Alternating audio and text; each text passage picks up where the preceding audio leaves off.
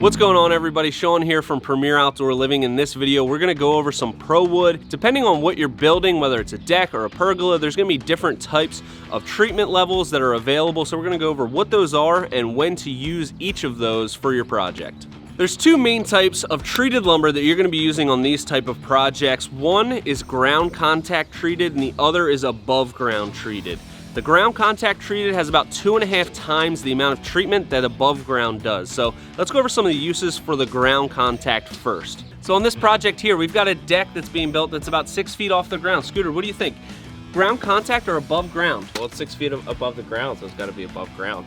Right? Wrong. Any structural member on your deck is gonna be ground contact general use lumber. So right here, joists, obviously those are pretty critical, pretty important. So we want those to be ground contact. Beam, same thing. Posts, all ground contact here. This needs to be pretty strong ground contact. Blocking, going in between the joists, ground contact.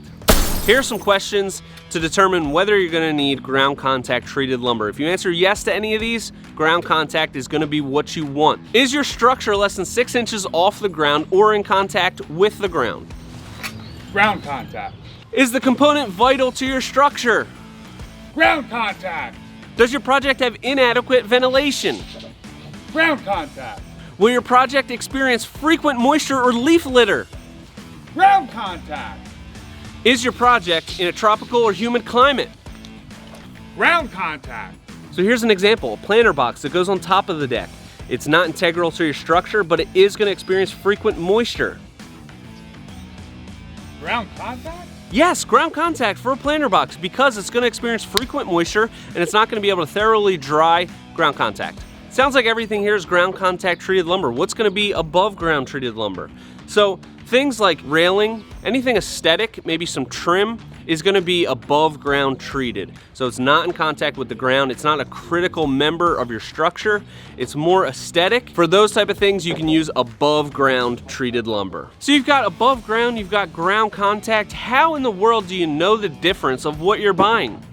End tags. On the end of each piece of lumber, there's going to be a tag. It's going to give you all that information.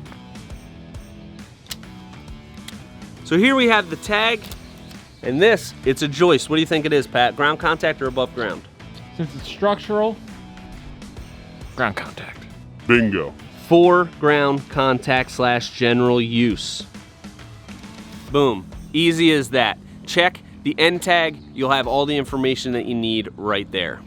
So this was just a little intro on some of the information you're going to need to know when you're starting your project. Check out the other videos for more tips on building your project. This is Sean, Premier Outdoor Living, and Pro Wood, never settle.